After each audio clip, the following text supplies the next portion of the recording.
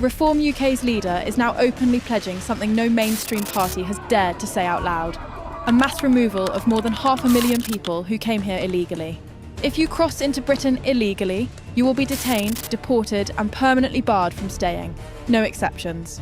If you come to the UK illegally, you will be detained and deported and never, ever allowed to stay. Period. That is our big message from today. That, in essence, is Nigel Farage's promise.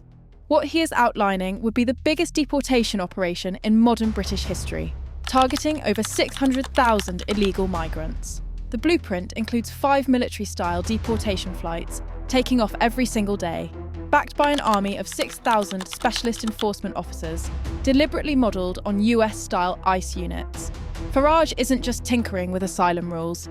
He is talking about a full-scale enforcement revolution. Even Washington has taken notice, with senior US figures quietly signalling support for a British version of Trump's hardline approach. The signal to the world is blunt. If you enter the UK illegally, you will not build a life here.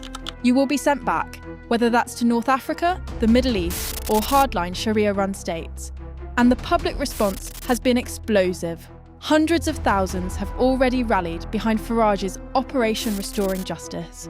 Petitions are circulating at record speed. Polling analysts say that if this deportation plan was enacted, violent crime could be slashed by over 40%. Machete-related attacks, which have become a symbol of Britain's border crisis, could collapse to a fraction of current levels. Grooming gangs would see more than 2,500 suspected operatives stripped out of their networks almost overnight. The plan goes beyond paperwork. It sends the Royal Navy into the Channel on a permanent footing, 24/7 patrols, enough assets in the water to reduce illegal arrivals from around 1,000 a day to a few dozen. Outside Parliament, the mood has hardened. Demonstrators are no longer just holding banners, they're making it clear they expect the government to choose a side, the British public or the illegal migration lobby. All that is missing is one thing: official consent from Westminster. And that is exactly where Keir Starmer steps in. With one sweeping statement, the Labour Prime Minister labels the entire proposal racist, intolerant and unworkable, and flatly rejects it. That single response acts like a fuse. From that moment, anger in the crowd crystallises. By 7:20 p.m, protesters are chanting that Starmer is Britain's #1 traitor. Calls to dissolve Parliament echo across the square.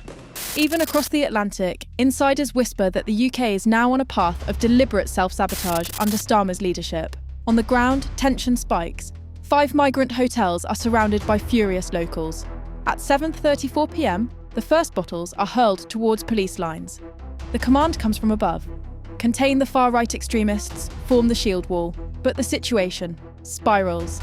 Barrage after barrage of fireworks is launched straight into tightly packed police units. Officers find themselves hemmed in on 3 sides, unable to advance or retreat. A final order is issued: pull back before there are serious injuries. Starmer releases a carefully scripted statement. He condemns all forms of hatred and insists that no one will be deported on the basis of race, religion or nationality. On Parliament Square, that line lands like an insult. Crowds lift their signs. We are not racists, we just want our children to be safe. Then, as if to prove their point, more horror emerges. A breaking report surfaces from South London. 2 women have been attacked with a machete. The news rips through the protest like electricity. The frustration doesn't cool, it explodes. By 8 p.m, 4 police vans are boxed in by crowds. Officers trapped inside as people chant about 2-tier policing. One rule for online speech, another for real-world violence. Farage steps back into the spotlight. He points out that under Starmer's government, over 12,000 people have been arrested for what are called radical posts on social media. Then he delivers the line that sticks. While a woman is hacked at with a machete, an entire squad is sent to arrest a 74-year-old grandmother for a Facebook comment. Starmer's team dismisses this as a conspiracy theory. They insist the current crime wave is simply a hangover from the previous government, claiming Labour is only managing the consequences.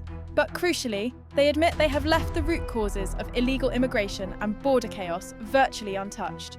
Meanwhile, a TikTok clip goes viral. 280 migrants filmed landing on a British beach in broad daylight.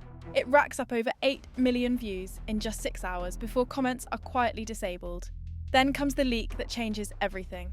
Documents appear online, described as Starmer's long-term demographic strategy. Analysts argue this is the missing piece, the explanation for why Labour refuses to confront illegal immigration. The logic is simple. Starmer has openly suggested he needs 2 full terms to complete his agenda. The state is currently spending around $6 million every single day on migrants. Within 5 years, many of those people can obtain British passports. That creates an entirely new voting bloc. Hundreds of thousands of new citizens, many financially dependent on the state, and therefore more likely to back the party that kept the money flowing. Downing Street rubbishes the theory as nonsense. Nigel Farage calls it exactly what it looks like: election engineering through migration. He paints a picture of a Britain transformed almost overnight if Operation Restoring Justice actually went live. In his view, the current crime wave, from machete assaults to grooming gangs, is not some natural accident of modern life. It is the predictable result of open borders and political cowardice. Under his plan, the border crisis ends, and with it, the illusion that Britain has to live with permanent fear. The so-called silent majority isn't gone. They're simply waiting. They're waiting for the moment when the ballot box offers a safe, anonymous way to express their anger. The outright rejection of Operation Restoring Justice has triggered a collapse in public safety that is no longer theoretical. It's now starkly visible on every high street, in every town. Critics argue that by officially discarding Zero Nigel Farage's deportation plan for zero 600,000 illegal migrants, the government has effectively sent a green light to criminal networks. The message is clear: the British border is open for business, and the rule of law is negotiable. Farage's proposal wasn't just about numbers.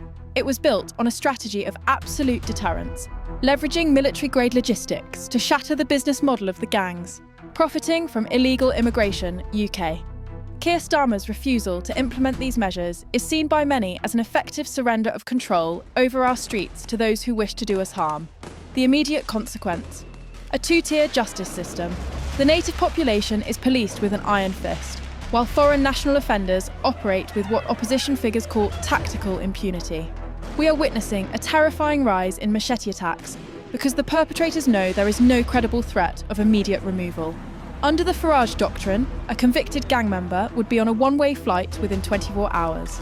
This current inaction, however, creates a permissive environment for 44 grooming gangs to rebuild their networks in northern towns, preying on the vulnerable. These predators, whom Farage vowed to strip of citizenship and deport en masse, are now shielded by a system that prioritises abstract human rights legislation over the concrete safety of our children. The police, paralysed by the fear of being labelled racist by the Prime Minister, have retreated from enforcing the law in volatile communities. Instead, the full force of the state is directed at managing the anger of the law-abiding majority. We've seen the dystopian reality where counter-terrorism resources are deployed to arrest people for Facebook posts, while rioters burning buses in Leeds face little more than de-escalation tactics. This is a deliberate inversion of morality. The public looks at the proposed 6,000-strong specialised enforcement force that was promised and sees only an empty void where protection should be. And the damage bleeds directly into the economy, turning a crisis into a financial catastrophe. The decision to ground the mass deportation flights means the daily bill for migrant hotels continues to hemorrhage, an astonishing $8 million every single morning. That is a direct wealth transfer from the working class to the very people breaking the law. Communities in coastal towns are watching their local economies die as hotels are requisitioned indefinitely, transforming tourist hubs into holding camps. Farage's plan offered a mathematical certainty: remove the people, remove the cost. This isn't incompetence, it's a choice to bankrupt the nation rather than secure it. The electorate sees a government willing to destroy the social contract, wreck the budget, and endanger women and children, all to avoid implementing a solution they have deemed politically incorrect. The core of this conflict is no longer just about numbers. It is a fundamental battle over legal sovereignty. The primary obstacle to the zero deportation of 600,000 individuals remains the jurisdiction of the European Court of Human Rights in Strasbourg. Farage's roadmap explicitly includes a nuclear option to withdraw from this court, clearing the legal runway for RAF flights. He argues that as long as foreign judges hold veto power over British borders, the actual nation is independent in name only. Starmer rejects this approach as a diplomatic catastrophe that would align Britain with pariah states. He insists the solution lies in processing claims faster within the existing international framework. However, critics point out that this very framework has resulted in a near zero deportation rate for channel crossers. This legal deadlock has spilled over into a crisis of free speech UK itself. Millions of voters support the deportation initiative, but are increasingly terrified to voice that support publicly. The tightening of hate speech laws under the current administration has created a palpable climate of self-censorship. Legal experts warn that a social media post endorsing the Farage plan could now be interpreted as a criminal offence. This has effectively driven the political debate underground. Government spokespeople deny the existence of a two-tier free speech standard. Yet, the public observes a sharp contrast between the policing of online dissent and the management of street disorder. The silent majority is now a measurable phenomenon in data analysis. Support for the deportation mandate polls significantly higher in anonymous surveys than in public focus groups. This suggests a widening disconnect between the electorate's private views and the state's public narrative. The rejection of the operational plan also marks a significant shift in foreign policy alignment. Its cancellation leaves existing immigration teams under-resourced and bound by complex bureaucracy. Without these specialised squads, the logistical capacity to remove 288,000 people annually is mathematically impossible. The government maintains that such a force would be socially divisive.